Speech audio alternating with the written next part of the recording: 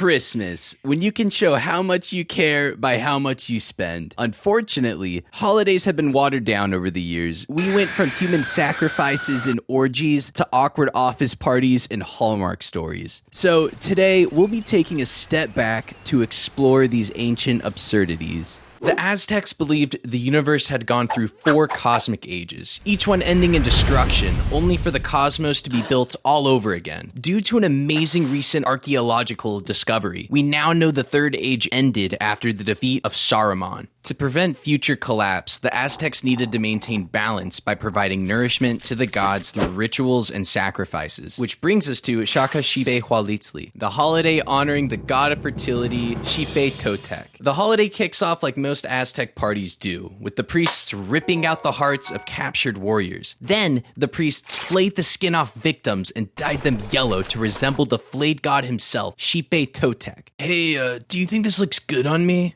Oh, girl, you'd slay in that. Oh my god, be so for real right now.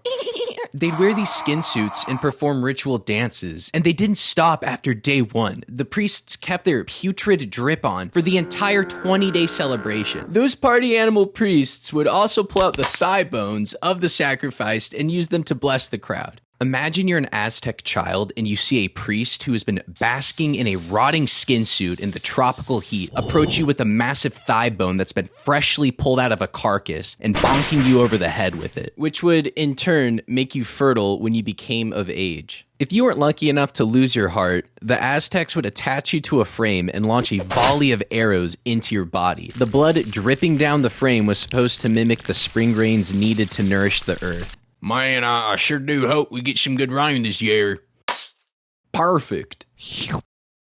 Saturnalia. If you were a Roman, Saturnalia was a celebration you look forward to all year. It started off with the big sacrifice to the god Saturn, followed by a feast and days of partying. The celebration was meant to echo the mythical Golden Age, ushered in by Saturn, a time when the earth was bountiful and society had no masters, no slaves, and no Hello Kitty Island adventure. The holiday offered a rare chance to openly indulge in public debauchery and completely upend Rome's rigid social hierarchy. Much like my uncle's second wedding, Saturnalia included rampant gambling, prostitution, naked dancing, and public intoxication. Saturnalia featured a proto-Roman Stanford prison experiment where masters and slaves sorta had their roles reversed. While the holiday seems to subvert Roman social order, it actually reinforced the status quo by temporarily ritualizing role reversal within strict boundaries. Accounts of the tradition vary greatly between different historians because the holiday spanned for hundreds of years. But generally, masters broke bread with their slaves, and their slaves could be a little sassy. Within reason. Another holiday Romans celebrated was Lupercalia. On February 15th, citizens would make their way to Palatine Hill for an annual fertility ritual, where 2 boys sucked off on a she-wolf's bosom years ago. To kick off Lupercalia, 2 noble young priests would sacrifice goats and a dog.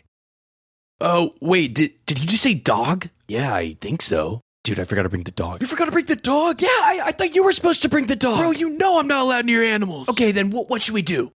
Did you bring your fursuit? Did I bring my fursuit? Of course I brought my fursuit.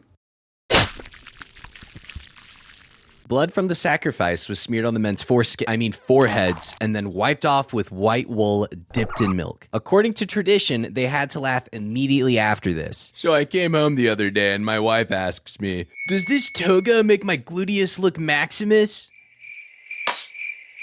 How do you guys have tomatoes? They haven't even been discovered yet! The priests would make thongs from hides of the sacrificed animals and run around Palatine Hill. Sometimes they ditched the thongs entirely and just whipped any woman in their way. But don't worry, they actually wanted to be whipped because it would mean they would be very fertile. Some people have theorized that Christians replaced Lupercalia with St. Valentine's Day, but I find that very hard to believe. I've never had a Valentine's Day that ended with whipping my date using a bloody goat hide. I'm personally a big fan of grains and beer, but the Mesopotamians loved it so much that they turned it into a holiday. The Akitu festival is a Assyrian celebration that still happens to this day. It's dedicated to the renewing of the cosmos, affirming divine order, and reinforcing the king's legitimacy. But most importantly, sowing barley for the new year. In the ancient world, it was a 12-day celebration involving prayer, feasting, and dancing, but on the 5th day, there's a humiliation ritual that the king had to perform. The king is led by a high priest into Marduk's temple and is stripped of his regalia. My king, please remove your royal insignias. Oh, dude, I meant your crown and scepter. Oh my god, this is so embarrassing. Oh, wait, is this the part where everyone pisses on me? Dude, what the fuck is wrong with you? The high priest slaps him, pulls him up by the ears, and forces him to kneel and confess his purity and innocence to the gods. This is done to make him cry, because if he doesn't, his reign will end. The whole point of the ritual is to remind the king that even his authority depends on divine approval. Which is why I think we should reintroduce the concept and force world leaders to have their prostate exams aired on live television. So next time you're stuck at a white elephant gift exchange, just remember, at some point an Aztec priest danced in flayed skin and hit people with bones, all to prevent the destruction of the universe. Thank you for joining me in the Goon Cave yet again, and I'll see you guys around.